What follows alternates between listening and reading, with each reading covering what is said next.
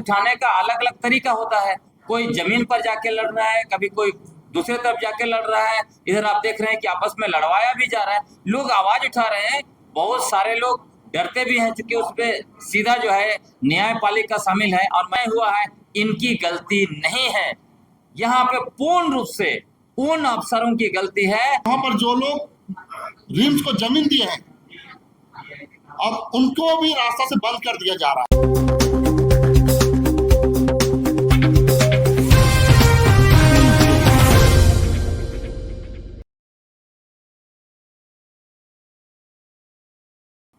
मुझे लगता है आपको याद दिलाना चाहता हूँ, झारखंड के लोगों को भी सत्ता में है, न्यायपालिका में है और देश में जो भी हैं, जो भी देखेंगे, उनको हम याद दिलाना चाहते हैं जब स्ट्रीट डॉग के अधिकारों की सुरक्षा के लिए माननीय सुप्रीम कोर्ट अपना फैसला बदल सकता है।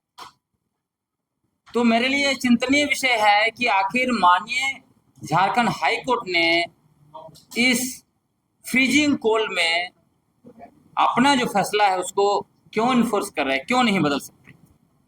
और सबसे बड़ी बात है, दुर्भाग्य की बात यह है, हमने देखा है कि वहाँ जिन्होंने अपने जीवन में जो पैसा कमाया उसे इमारत बनाया, और वो भी अवैध तरीके से इमारत नहीं बनाया। उन्होंने जमीन खरीदा, उसका म्यूटेशन हुआ, उसका रसीद भी काटा और वो निरंतर जो है कि सरकार को रेवेन्यू दे रहे थे, और अचानक से बुलडोजर लेकर वहां पर तोड़ देना, इससे बड़ा अमानवीय कार्य नहीं हो सकता है। क्योंकि आप सोचिए, छोटे छोटे बच्चे जिस तरह से बिलख रहे थे, रिम्स प्रबंधन और अब तक जो भी स्वास्थ्य विभाग में मंत्री रहे, क्या उनको आज तक पता नहीं चला था कि वहां पे अतिक्रमण हो रहा है? क्या सरकारी पदाधिकारी जिन्होंने रसीद काटा, म्यूटेशन किया, उनको पता नहीं था कि वो रिम्स की जमीन है? आखिर किनकी वजह से आज फ्रीजिंग कोल्ड में वहां जो भी है सबसे ज्यादा आदिवासी लोग हैं, उनको इस तरह का जो है कि अन्याय सहना पड़ रहा है? हम अबुआ सरकार से मांग करना चाहते हैं, जितने भी, चाहे वो रिम्स के डॉक्टर रहे या कहीं भी काम किए, जैसे भी करके अपना घर बनाया था, जिनका भी घर उजाड़ा गया है, और इस मामले में जितने कर्मचारी, जितने अफसर शामिल रहे हैं, उनकी सैलरी से या उनका घर बेचकर या कहीं से भी पैसा जुगाड़ करके जिनकी मकानें तोड़ी गई है, उनको जितना में मकान तोड़ा गया था, आज का डेट में उनको उतना पैसा देना चाहिए, वसूल के उनको देना चाहिए। तब उनको पता चलेगा कि आप जो है कि कोई भी व्यक्ति अपना सपना का घर बनाता है और उसको आप तोड़ते हैं तो क्या दर्द होता है। मतलब लोग कितने मेहनत से अपने लिए जो है कि आवास बनाते हैं और आपको उसको तोड़ने में एक मिनट का समय नहीं लगता है। इतना अमानवीय कार्य झारखंड में हो रहा है जिसको बर्दाश्त नहीं किया जा सकता है।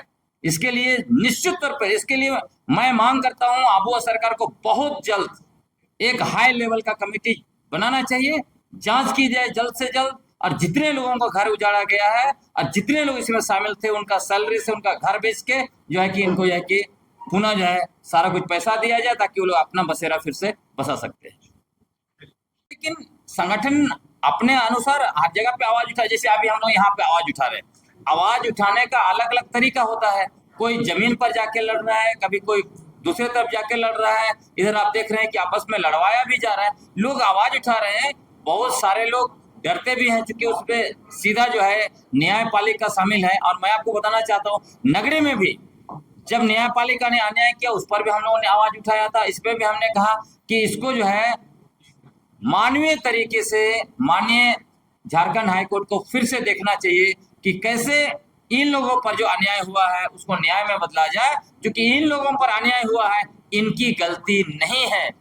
यहाँ पे पूर्ण रूप से उन अफसरों की गलती है जिन्होंने रिम्स की जमीन को बेचा उसका जो है कि म्यूटेशन किया और उसका रसीद काटा। इसलिए मैंने कहा कि एक जो है कमेटी जो है high level high power committee जल्द से जल्द गठित होनी चाहिए और इस पर अनुसंधान किया जाना चाहिए, और जिन लोगों की गलती से निर्दोष लोग जो है अन्याय सह रहे हैं उनका भरपाई उन्हीं के वेतन से या उन्हीं का घर द्वार सब बेच के किया जाना चाहिए। अतिक्रमण का मामला पूरे रांची शहर में चल रहा है और कहीं ना कहीं आप देखेंगे कि रिम्स का जहाँ पर जमीन एक्वायर है उस जमीन पर भी हाईकोर्ट के डबल बेंच के आदेश अनुसार वहां पर अतिक्रमण मुक्त किया जा रहा है।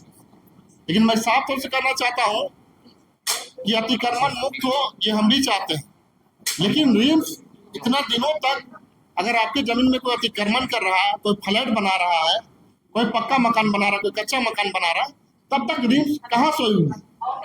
मैं इसलिए कहना चाहता हूँ कि वहां पर जो लोग रिम्स को जमीन दिए हैं और उनको भी रास्ता से बंद कर दिया जा रहा है सड़क। इसलिए मैं कहना चाहता हूँ कि अभी हमने हाल ही में ही परसों दिन के माननीय मुख्यमंत्री डीसी साहब को आवेदन दिया था, इसको देख लीजिए गौर से। और इसमें पूरे गांव के लोग 2 बस्ती के लोग मुझे कांटेक्ट किए और उनका कहना था कि हम लोग जमीन अतिक्रमण से बाहर है, फिर भी जो रास्ता से हम लोग आना जाना करते हैं उस रास्ता को ब्लॉक कर दिया जा रहा है। और हमारे दादा पुरखाई ने हमारी जमीन दिया, हमारे बाप दादा ने, और हमें आने जाने से भी बेखदखल किया जा रहा है। और मैं साफ तौर से कहना चाहता हूँ कि कम से कम वहां पर एक नापी होनी चाहिए थी। सबसे पहली बात कि जमीन रिम्स की कितनी है। आप मान के चलिए कि अगर मान लें चलो 100 एकड़ जमीन अगर रिम्स की है तो 100 एकड़ का ही मालिक है रिम्स। लेकिन वो पता चल रहा है कि जिनका 2 एकड़ जमीन रिम्स पे गया है और उसका माल 50 डिसमिल जमीन बचा हुआ है, 50 डिसमिल जमीन को भी उसको अतिक्रमण के नाम से तोड़ दिया जा रहा है। ये पूरी तरह से गैर कानूनी है। मैं इसलिए ऐसा कह रहा हूं कि जो लोग गरीब अपने पूंजी से अपने मेहनत की कमाई से 2 पैसे से करके जमा करके जिन्होंने अपने घर खड़ा किया, चाहे कच्चा घर हो चाहे पक्का घर हो, लेकिन मैं साफ तौर से कहना चाहता हूँ कि रिम्स को सबसे पहले वहां पर नापी करनी चाहिए थी और नापी से ही पता चलता कि रिम्स की जमीन एक्चुअली में कितनी है। लेकिन यहाँ पता चल रहा है कि अगर 1.5 एकड़ उनको जमीन स्वेच्छा से जब उसमें अधिग्रहण हुआ तो उसमें रिम्स को दिया है तो उनका 50 डिसमिल जमीन भी ये अतिक्रमण के नाम से उनका भी जमीन हड़प लिया जा रहा है। मैं इसलिए कहना चाहता हूँ कि ऐसे न्यायपालिका को भी संज्ञान मिलना चाहिए हाईकोर्ट को, या फिर रिम्स प्रबंधक को भी वहां पर कम से कम नापी करानी चाहिए, तब दूध का दूध पानी का पानी।